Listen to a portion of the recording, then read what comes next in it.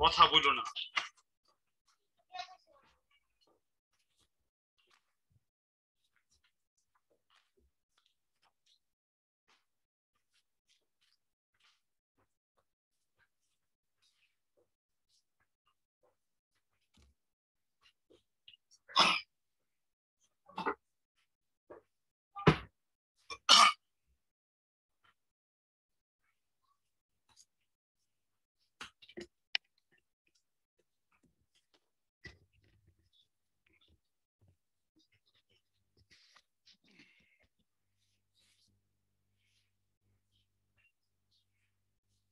Hello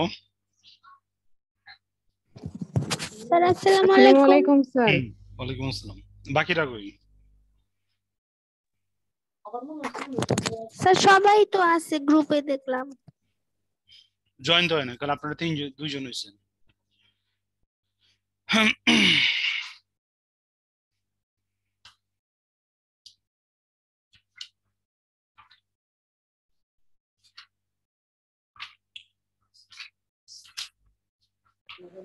Sanjida message দে মিমেরে আর ইয়ারে তনুরে।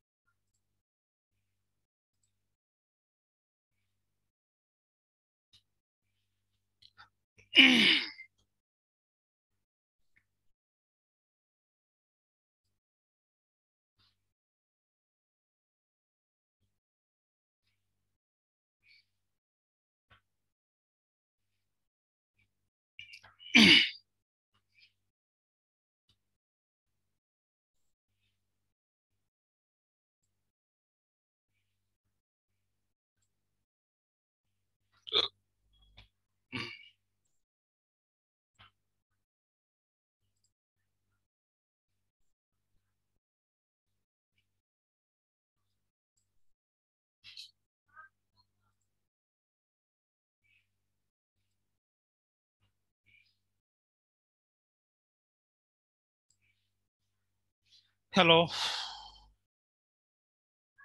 জি sir. ওরা link তো দিলাম। ওরা মনে হয় জয়েন করতে পারতেছে না স্যার, লিঙ্ক তো পুরোই দিয়েছে। আচ্ছা আমরা আস্তে আস্তে শুরু করি। হ্যাঁ, আচ্ছা স্যার।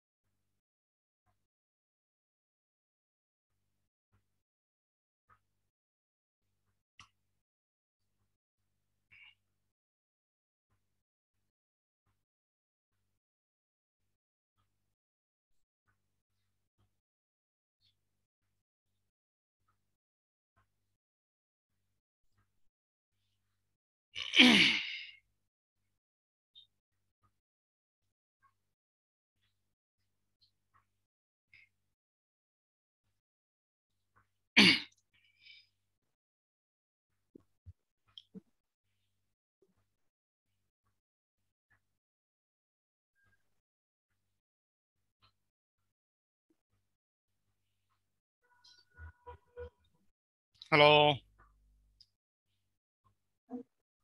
আচ্ছা মনে হয় আপনারা সবাই রেডি ছিলেন না আগের থেকে? জি স্যার, বলেন। আচ্ছা দেন, আজকে আমাদের সাবজেক্ট হলো investment banking and lease financing.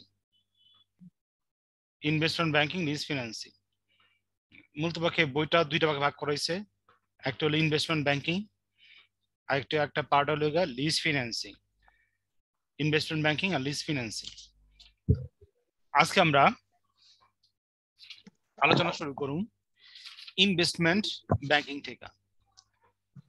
প্রথম আমাকে একটু বলেন ইনভেস্টমেন্ট ব্যাংকিং কি?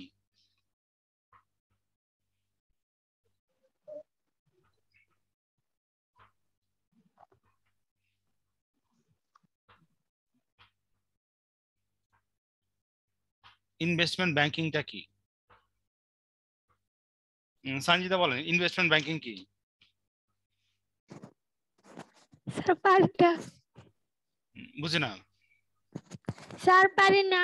আচ্ছা, ফারজানা বলেন ইনভেস্টমেন্ট ব্যাংকিং কি? তো যে ব্যাংক শিল্প ও বাণিজ্য খাতে দীর্ঘমেয়াদী অর্থ সংস্থান করে, ওটাই তো। শিল্প ও বাণিজ্য খাতে কি করে? দীর্ঘমেয়াদী অর্থ যে সংস্থান করে, মূলধন সংগ্রহ। মূলধন সরবরাহ করে। তার মানে কি তারা কি অন্য খাতে করে না? আচ্ছা দেখেন বুঝেন সংজ্ঞা, ঠিক আছে। নর্মালি ব্যাংক কি করে? আপনার আমানত সংগ্রহ করে। কি করে ভাই? আমানত সংগ্রহ করে। সংগ্রহ করে কম সুদে, কম সুদে বিনিয়োগ করে বেশি সুদে, বিনিয়োগ করে বেশি সুদে, ঠিক আছে, বা লোন দেয় বেশি সুদে, ওটারে ব্যাংক হয়। ওটারে কি বলা হয়? ব্যাংক বলে, ব্যাংক বলে। এই দুইটার ডিফারেন্স হলো ব্যাংকের প্রফিট। এই দুইটার ডিফারেন্স ব্যাংকের কি? প্রফিট, ব্যাংকের প্রফিট, ঠিক আছে। কিন্তু আমার ইনভেস্টমেন্ট ব্যাংকিং হইলো তারা কোনো সাধারণ ব্যাংকিং কার্যক্রম চালায় না। যেমন ওই যে আমানত সংগ্রহ, লোন গ্রহণ করা, ইস্যু করা, নোট ইস্যু করা, নোট প্রচলন করা, সরকারের পক্ষে কাজ, এই ধরনের কাজগুলো কি করে না? ইনভেস্টমেন্ট ব্যাংক করে না। ইনভেস্টমেন্ট ব্যাংক কি করে? সাধারণ কোনো ব্যাংকিং কার্যাবলী সম্পাদন করে না। ইনভেস্টমেন্ট ব্যাংক কি? সাধারণ কোনো ব্যাংকিং কার্যাবলী করে না, কার্যাবলী করে না। তো তারা কি করে? কোনো শিল্প বা ব্যবসায় কি করে? দীর্ঘমেয়াদী অর্থ সংস্থানের ব্যবস্থা করে, দীর্ঘমেয়াদী অর্থ সংস্থান ব্যবস্থা করে, অর্থ সংস্থানের ব্যবস্থা করে। যখন কোনো শিল্প, নতুন শিল্প অথবা পুরাতন শিল্প সম্প্রসারণ, আধুনিকায়ন,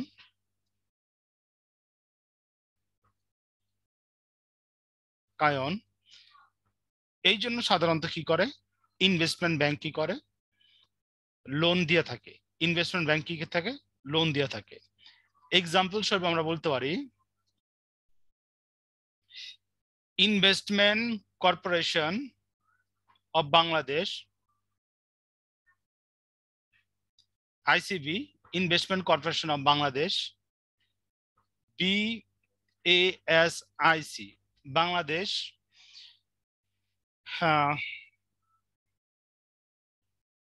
bank of small and commerce.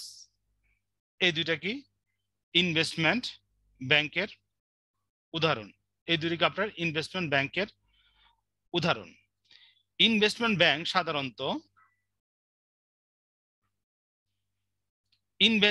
সাধারণত অর্থ সংস্থান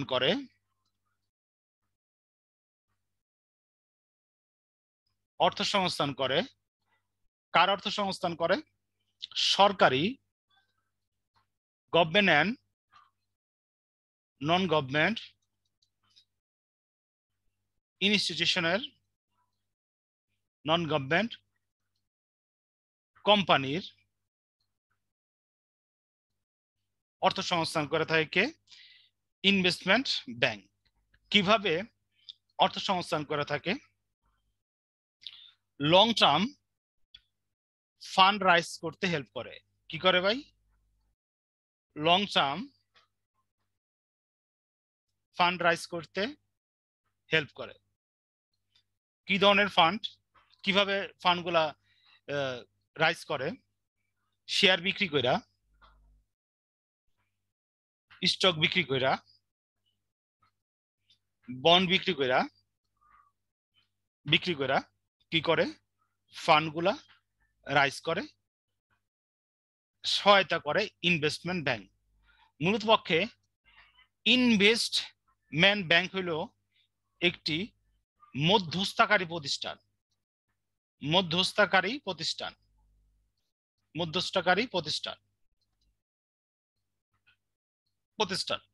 আমি আপনারা বুঝাতে পারছি ইনভেস্টমেন্ট ব্যাংক কি। জি স্যার। আপনারা বই বিক্রি করে, বই বের করেন, 18 পৃষ্ঠায় চলে যান। জি স্যার, বের করছি। এখানে ফাংশন অফ ইনভেস্টমেন্ট ব্যাংক, এটা নিজ দায়িত্ব পড়ে নেবেন। যদি এখানে কোনো পয়েন্টের প্রবলেম হয় তো বলেন।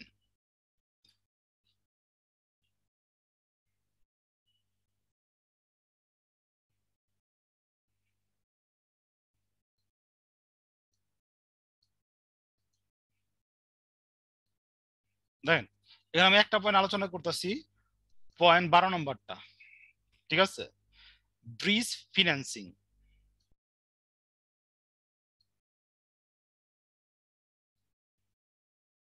দেখেন, ব্রিজ ফিন্যান্সিং হলো যখন কোনো কোম্পানি গঠন করা হয়,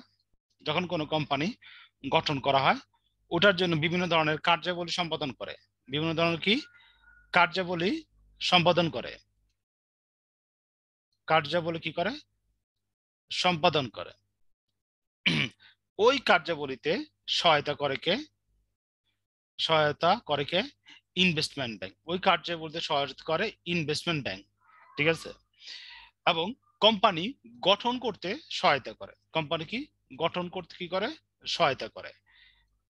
তো এইভাবে ইনভেস্টমেন্ট ব্যাংক কি করে ব্রিজ স্থাপন করে, ইনভেস্টমেন্ট ব্যাংক কি করে সেতু বন্ধন স্থাপন করে নতুন কোম্পানি গঠন করার ক্ষেত্রে বিভিন্ন ধরনের পার্টির মধ্যে সেতু বন্ধন স্থাপন করে ইনভেস্টমেন্ট ব্যাংক। এছাড়া আর কোনো পয়েন্ট দেখতেছেন আপনারা বুঝবেন না, দেখেন তারপরে দেখেন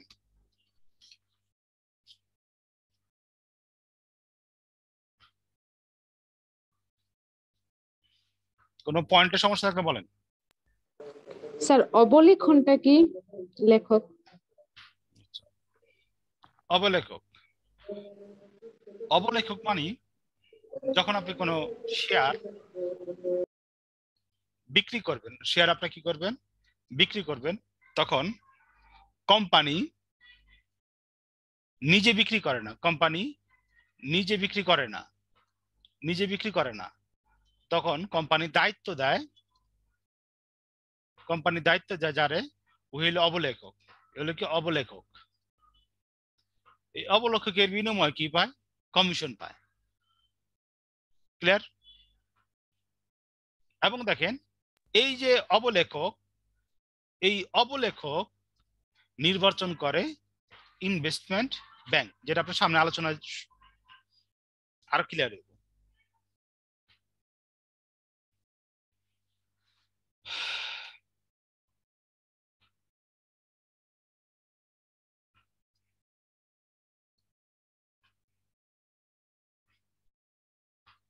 এই কোশ্চেনটা পরীক্ষা আসে ভালো করে বুঝেন।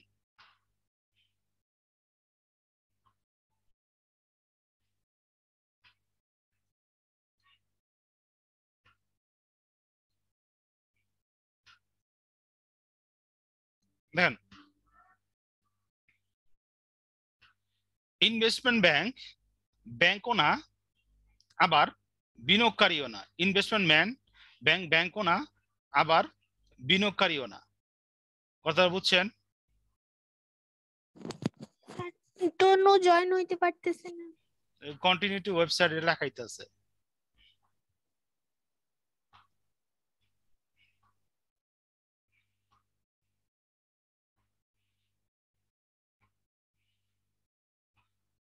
আচ্ছা তনুর কোন ওই যে কোড দিয়ে জয়েন হইতে, কোড একটা আছে না, আমার কোড আছে না, কোড তো জানেন মিটিং কোড।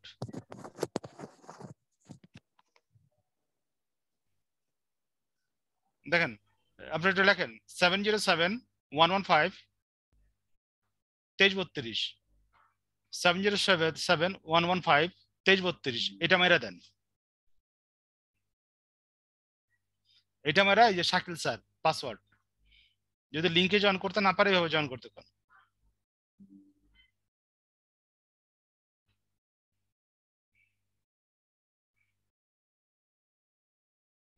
আচ্ছা দেখেন এই কোশ্চেনটা আপনার পরীক্ষায় আসে, এই কোশ্চেনটা কি আপনার পরীক্ষায় আসে। ইনভেস্টমেন্ট ব্যাংক ব্যাংকও না আবার বিনিয়োগকারীও না, কথাটা বুঝছেন, কথাটা বুঝছেন। ইনভেস্টমেন্ট ব্যাংক ব্যাংকও না আবার বিনিয়োগকারীও না।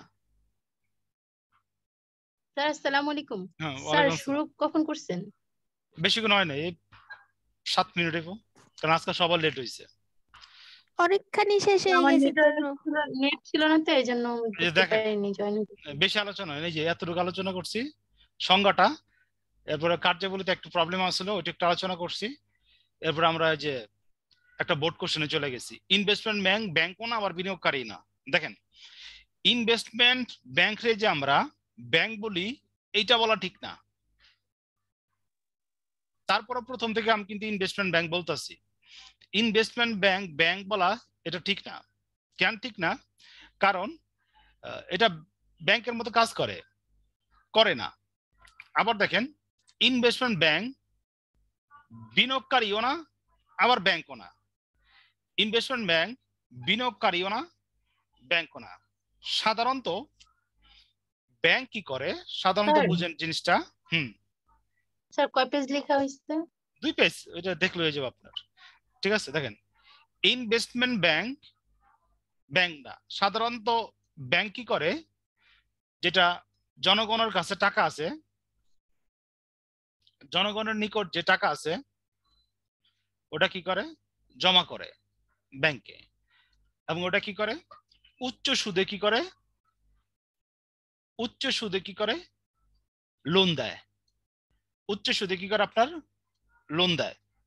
ঠিক আছে, এই ধরনের কার্যাবলী ব্যাংক করে, কিন্তু ইনভেস্টমেন্ট ব্যাংক কিন্তু এই কাজ করে না, কিন্তু ইনভেস্টমেন্ট ব্যাংক কিন্তু এই কাজ করে না, জনগণের নিকট থেকে টাকা জমা নেয় না, এবং উচ্চ সুদে বাণিজ্যিক ব্যাংকের মতো ইনভেস্ট করে না। ঠিক আছে, আবার দেখেন ইনভেস্টমেন্ট ব্যাংক কোনো স্থায়ী তহবিলে কোনো বিনিয়োগ করে না, ইনভেস্টমেন্ট ব্যাংক কি করে না, কোনো বিনিয়োগ করে না, ইনভেস্টও করে না, ইনভেস্টও করে না। ঠিক আছে, জনগণের টাকাও নেয় না, আবার কোনো জায়গায় ইনভেস্টমেন্ট করে না, তারপর আমরা বলতেছি কি এটা ইনভেস্টমেন্ট ব্যাংক। ঠিক আছে, এই সব বৈশিষ্ট্য যদি আমরা বিবেচনা করি, বিবেচনা করলে বোঝা যায় বিনিয়োগকারী ব্যাংক বিনিয়োগকারী না, আবার ব্যাংকও না, বিনিয়োগকারী কি বিনিয়োগও না, আবার ব্যাংকও না। কারণ সাধারণত আমরা জানি বিনিয়োগকারী হলো গিয়া কোনো টাকা ইনভেস্ট করব মুনাফার উদ্দেশ্যে, আর ব্যাংক হলো উচ্চ সুদে কি করব, লোন প্রদান করব, নিম্ন সুদে কি করব, জনগণের কাছে টাকা জমা রাখবো, কিন্তু এই ধরনের কোনো কার্যকরী কি করে না, বিনিয়োগ ব্যাংক সম্পাদন করে না। এই কারণে বলা হয় বিনিয়োগকারী ব্যাংক ব্যাংকও না, আবার বিনিয়োগকারীও না। তবে বিনিয়োগকারী ব্যাংক ব্যাংকরে হেল্প করে, বিনিয়োগকারী কি করে, ব্যাংকরে কি করে, হেল্প করে। ঠিক আছে, আবার বিনিয়োগকারী কি করে, মূলধন গঠনে সহায়তা করে, মূলধন গঠনে সহায়তা করে, সহায়তা করে। ঠিক আছে, এই সকল কারণে বলা হয় বিনিয়োগকারী ব্যাংকও না, আবার কি বিনিয়োগকারীও না। কোশ্চেনটা ক্লিয়ার?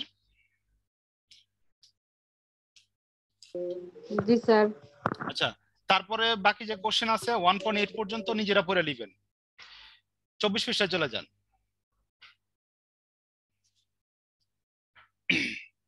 দেখেন বিনিয়োগ ব্যাংক শেয়ার ইস্যুর ক্ষেত্রে কিভাবে অবলেখকের দায়িত্ব পালন করে। এই যে এখন অবলেখকটা আর ক্লিয়ার হইব। দেখেন বিনিয়োগ ব্যাংক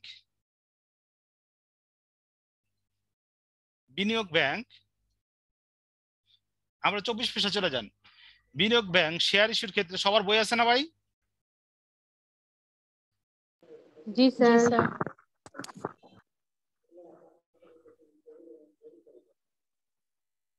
ওই মেয়েটার সাথে আর কথা হয়েছে, যে মেয়েটা ওই যে আপনারা বাদ দিয়ে দিয়েছিলেন, আবার অ্যাড করছিলাম। স্যার ও কি পড়বে বলছেন? বললো স্যার আমার 1 সপ্তাহের মধ্যে আমি বই কিনুম। আমি বলি তাহলে আপনি ক্লাসে জয়েন করেন, কারণ ক্লাসগুলো কিন্তু ওই সময় কিন্তু আমরা যে ছবি তুলে তুলে বুঝাইতেছিলাম। আমি জয়েন করেন, সমস্যা হবে না, 1 সপ্তাহ তো এটা কভার করতে পারবেন। তো স্যার আমি 1 সপ্তাহ বই কিনা আমি স্যার অ্যাড হইতেছি স্যার। আমি আচ্ছা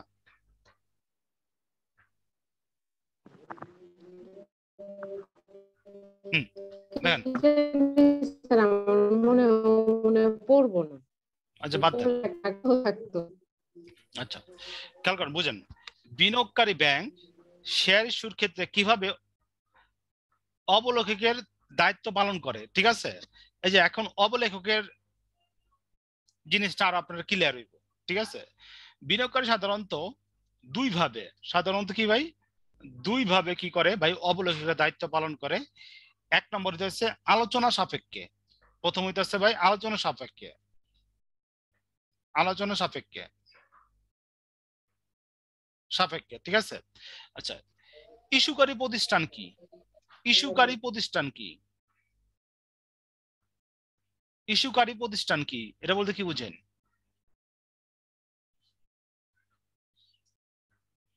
ইস্যুকারী প্রতিষ্ঠান বলতে কি বুঝেন? অর্থাৎ যে কোম্পানি শেয়ার বিক্রি করে, যে শেয়ার বিক্রি করে, যে কি করে ভাই শেয়ার বিক্রি করে, শেয়ার বিক্রি করে, ওই হলো গা ইস্যুকারী প্রতিষ্ঠান। ঠিক আছে, ইস্যুকারী প্রতিষ্ঠান সরাসরি শেয়ার বিক্রি করতে পারে না, সরাসরি কি করতে পারে না, শেয়ার বিক্রি করতে পারে না, শেয়ার বিক্রয় করতে পারে না, বিক্রয় করতে পারে না, পারে না। তো উনি কি করে, যে বিনিয়োগ ব্যাংক আছে, যে ইনভেস্টমেন্ট ব্যাংক আছে, উনারে দায়িত্ব দেয়, উনারে কি করে, দায়িত্ব দেয়। ঠিক আছে, তো উনি কি করব, উনি নিজেও দায়িত্ব পালন করে না, উনি কি করে, অবলেখক নিয়োগ দেয়, অবলেখক, অবলেখক নিয়োগ দেয়, নিয়োগ দেয়। যখন আলোচনার মাধ্যমে, যখন আলোচনার মাধ্যমে অবলেখক নিয়োগ দেওয়া হয়, অর্থাৎ শেয়ার কিভাবে বিক্রি করব, নিয়ম কানুন, নিয়ম কানুন আলোচনার মাধ্যমে ঠিক করে, তখন বলা হয় আলোচনা সাপেক্ষে অবলেখক। আর কি, বিনিয়োগকারী ব্যাংকই আপনার অবলেখকের সাথে আলাপ আলোচনা কইরা ঠিক করে দেয় কিভাবে আপনি শেয়ারটা বিক্রি করবেন। যদি আলাপ আলোচনার মাধ্যমে বিভিন্ন ধরনের নিয়ম কানুন ঠিক করে দেয় বিনিয়োগকারী ব্যাংক অবলেখকের, তখন তাকে বলে আলোচনা সাপেক্ষে অবলেখক, তখন তাকে বলা হয় আলোচনা সাপেক্ষে অবলেখক। হ্যাঁ, ক্লিয়ার হয়েছে জিনিসটা?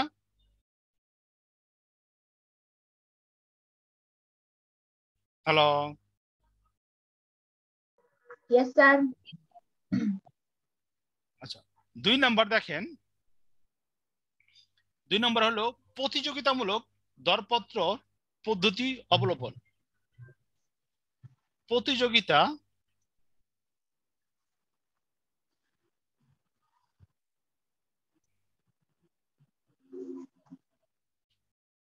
দরপত্র পদ্ধতিতে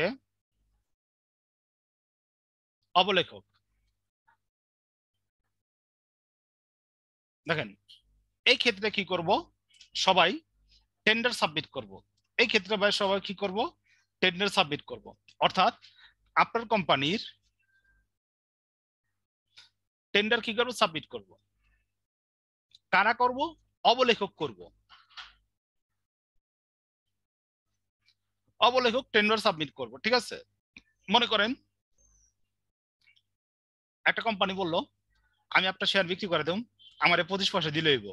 একটা কোম্পানি করলো, ঠিক আছে, বি কোম্পানি করলো আমি আপনার শেয়ার বিক্রি করুম 30 পয়সা দিলে হইবে। একটা কোম্পানি করলো আমি আপনার শেয়ার বিক্রি করে দেবো, আমার 20 পয়সা দিলে হইবে। আরেকটা কোম্পানি করলো আমি আপনার শেয়ার বিক্রি করে দেবো, আপনি আমার 18 পয়সা দিয়েন শেয়ার প্রতি। ঠিক আছে, তো বিনিয়োগকারী ব্যাংক কি করবো, এই যে যারা টেন্ডার সাবমিট করছে তাদের কাছ থেকে যে নাকি সর্বনিম্ন টাকার মাধ্যমে শেয়ার বিক্রি করে দিতে চাইবো, ওই অবলেখক কি করব, নির্ণয় করব।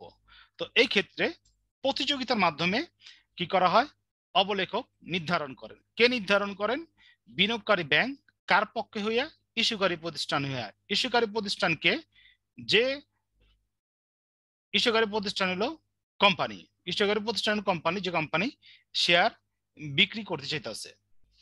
ক্লিয়ার? প্রতিযোগিতার মাধ্যমে অবলেখক। ক্লিয়ার? রেসপন্স করেন। জি স্যার। জি স্যার। জি স্যার। আচ্ছা 3 নম্বর দেখেন, উন্মুক্ত প্রান্ত বিনিয়োগ। এটা তো এটা আন্ডার নাকি, ও 3 নম্বর point.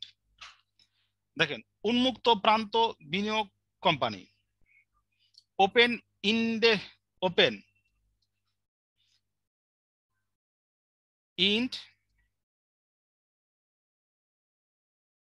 Invest company, mutual fund. আচ্ছা, প্রথমে একটু বুঝেন মিউচুয়াল ফান্ড কি। মিউচুয়াল ফান্ড কি, নাম শুনছেন? মিউচুয়াল ফান্ড কি বলেন? হ্যালো, রেসপন্স করেন। মিউচুয়াল ফান্ড কি? বলতো মিউচুয়াল ফান্ড কি? আপনারা তো ফিনান্সে পড়ে আছেন। মিউচুয়াল ফান্ড, মিউচুয়াল ফান্ডটা কি? স্যার অনেক আগে আপনি বলছিলেন এটার সংজ্ঞাটা, কিন্তু অনেক কঠিন সংজ্ঞা। আচ্ছা, আজকে আপাতত এতটুকু জানেন, ঠিক আছে? আরো ডিটেলস আমি আপনার পরে জানাবো। দেখেন, কোম্পানি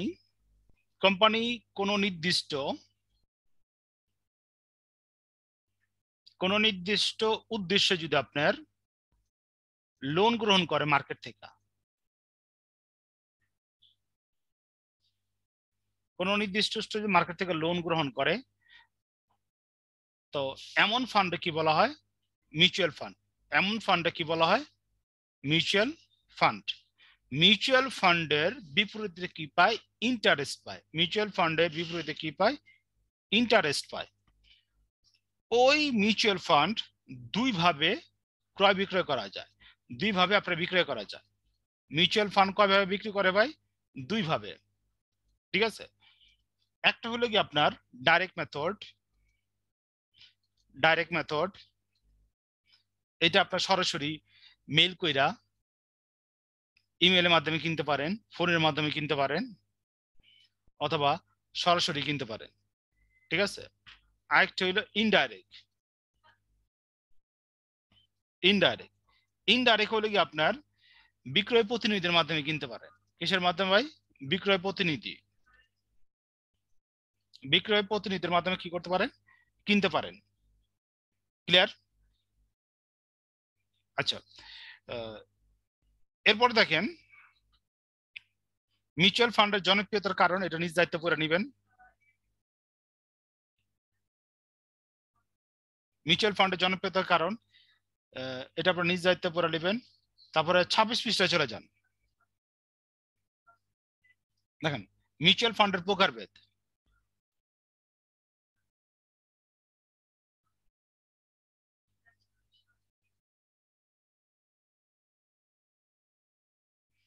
মিউচুয়াল ফান্ড দুই প্রকার। একটা হলো গিয়া মুদ্রা বাজার মিউচুয়াল ফান্ড। এটা হয়ে থাকে স্বল্প মেয়াদী, শর্ট টার্ম।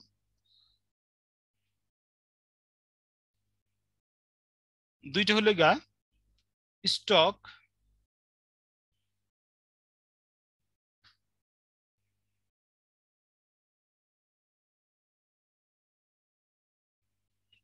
তহবিল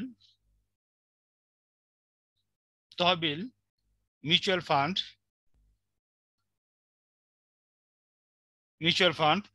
এটা সাধারণত হয়ে থাকে লং টার্ম।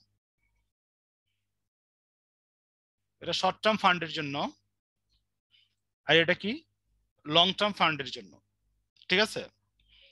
তো এখানে দেখেন মিউচুয়াল ফান্ডের নিচে কিছু আলোচনা করা হয়েছে। এখানে 10 নম্বর পয়েন্টটা দেখেন। 10 নম্বর পয়েন্টটা দেখেন। 10 নম্বর পয়েন্টটা পড়েন, ওই যে সঞ্জিতা পড়েন। কর অব্যাহতি প্রাপ্ত তহবিল জাতীয় তহবিল দ্বারা গঠিত, যা বিনিয়োগ করা হয় মিউনিসিপ্যাল সিকিউরিটিতে। আচ্ছা দেখেন, বুঝেন জিনিসটা।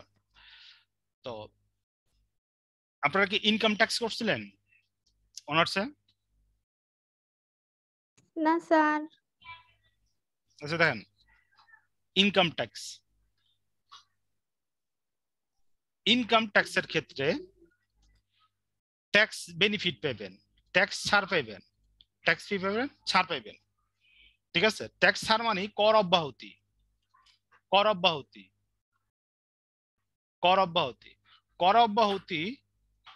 কিছু ক্ষেত্রে বিনিয়োগ করলে পাইবেন, কিছু ক্ষেত্রে কি করে পাবেন? বিনিয়োগ করলে পাইবেন। কর অব্যাহতি কি? কিছু ক্ষেত্রে বিনিয়োগ করলে পাবেন, কিছু ক্ষেত্রে বিনিয়োগ করলে কর অব্যাহতি পাইবেন, ঠিক আছে? যে ক্ষেত্রে বিনিয়োগ করবেন, যদি ওই ক্ষেত্রে বিনিয়োগ করেন, তো ওই সেক্টর কি করে, আপনার যে ন্যাশনাল যে ফান্ড আছে ওইটা গঠন করতে কি করে? সহায়তা করে, ঠিক আছে? এই জন্য বলা হয়েছে কর অব্যাহতি প্রাপ্ত তহবিল জাতীয় তহবিল গঠন করে, যা বিনিয়োগ করা হয় মিউনিসিপাল সিকিউরিটিসে, যা বিনিয়োগ করা হয় কি হিসেবে ভাই? মিউনিসিপাল সিকিউরিটিসে, ঠিক আছে? মিউনিসিপাল সিকিউরিটিসে, সিকিউরিটিসে ক্লিয়ার হয়েছে এতটুকু? আচ্ছা, কিছু ক্ষেত্রে বিনিয়োগ করে তারপরে কথাটা কি বলছেন বুঝি। মিউনিসিপাল সিকিউরিটিসে বিনিয়োগ করা হয়, ঠিক আছে? এখন আপনার মনে কোশ্চেন আছে মিউনিসিপাল সিকিউরিটিস কি, ঠিক না? স্যার এই যে মিউচুয়াল ফান্ড এইটার বিষয়ে কি বলছিলেন ভুলে মানে শুনতে পাইনি। কোম্পানি কোনো নির্দিষ্ট উদ্দেশ্য যদি মার্কেট থেকে লোন গ্রহণ করে যা বিপরীতে ইন্টারেস্ট দিতে হয়। ওটা না স্যার এখানে বলছিল যে কিছু ক্ষেত্রে বিনিয়োগ করে যেমন তুই যদি তারপরে বিমাতে কি বিনিয়োগ বলছে এটা করো বুঝি। যদি ছাড় দিবে ইনকাম ট্যাক্সে এরকম।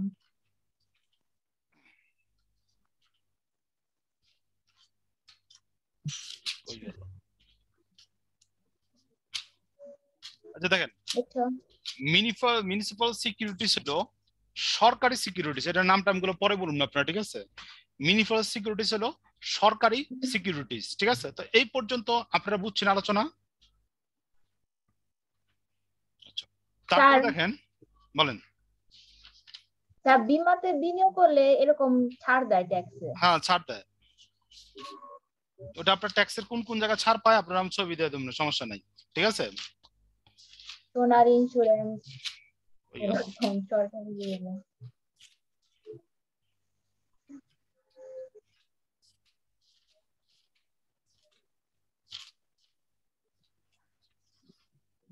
আচ্ছা, আপনার এই মার্কেট সম্পর্কে ধারণা আছে? আমি হুম। আমার একটা ফ্রেন্ড আছে আখিমুনি, ও এটাতে জব করে, তো কিসে? ডিটেইলস বলছিল। সোনালী লাইফ ইন্স্যুরেন্স। ও, ইন্স্যুরেন্স করতে কইছে? জি স্যার অনেক। করেন নাই? না ইন্স্যুরেন্স করলে কোনো সময় যে প্রাইভেট যে ইন্স্যুরেন্স গুলো আছে ওইখানে করবেন না, সরকারি করবেন। সাধারণ বীমা, জীবন বীমা ইন্স্যুরেন্স করবেন, ঝামেলায় পড়বেন না। আর বেসরকারিতে করবেন যখন নাকি আপনার বীমার ম্যাচুরিটি হইব বা বীমার টাকা নিতে যাবেন, তখন অনেক কাহিনী করে তারা। কিন্তু ওরা বলে যে শরিয়াত মতো কিন্তু তো শরিয়াত মতো না। শুনেন, আপনার যত ফিনান্সিয়াল প্রতিষ্ঠান আছে কোন প্রতিষ্ঠান শরিয়া মতো চলে না, ওটা শরিয়ার একটা লেবাস থাকে। যেমন ব্যাংকগুলো যে আছে ওটা বলে শরিয়া ভিত্তিক চলে, কিন্তু 100% শরিয়া ভিত্তিক চলতে পারে না, জাস্ট ওই শরিয়ার নামটা ইউজ করে তারা, ঠিক আছে? আর ব্যাংকের যে জবটা আছে আপনার ওটার মূল বেতনটা হয় সুদ দিয়া, যেগুলো আর্থিক প্রতিষ্ঠান আছে। আচ্ছা, আমরা একটু পর আমরা ডিসকানেক্ট হয়ে যাবো, আপনার অ্যাড অন আর 1 মিনিট বাকি আছে। ঠিক আছে।